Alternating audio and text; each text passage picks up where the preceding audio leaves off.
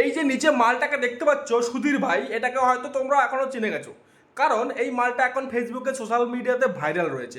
মালটা ইন্ডিয়ান আর্মিদের নিয়ে এমন এমন অকথ্য ভাষায় গালিগালাজ করেছে, যা একজন ইন্ডিয়ান আর্মি কেন সাধারণ মানুষও মেনে নিতে পারছে না।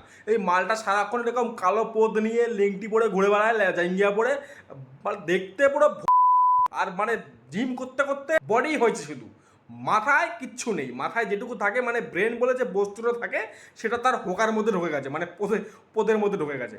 মালটা এমন ঢ্যামনা কারোর প্রতি তো রাগ থাকতেই পারে, মতামত থাকতে পারে, সেটা ভালোভাবে প্রকাশ কর। খিস্তি কি উধুম খিস্তি, মানে অকথ্য ভাষা যাকে বলে আর কি। এখন মাল মনে হচ্ছে পলাতক, মানে সবাই মিলে খুঁজছে, পেলে উধুম কেলানি দেবে। আর এখন এসে আবার ক্ষমা চাইছে, ভীষণ ভাবে দুঃখিত। আরে ভাই ক্ষমা কিসের তোকে? আগে যেটুকু কালো পোদের চামড়া আরো কালো করে একদম কয়লা করে দিতে হবে, তারপরে ক্ষমা। ওর বাড়িটা পড়ে আরংঘাটায়, মালটার আরংঘাটায় যত আর্মিদের বউয়েরা আছে তারা মাঠে নেমে পড়েছে অলরেডি। ও মালটাকে তো এবার উচিত শিক্ষা দিয়েই ছাড়বে।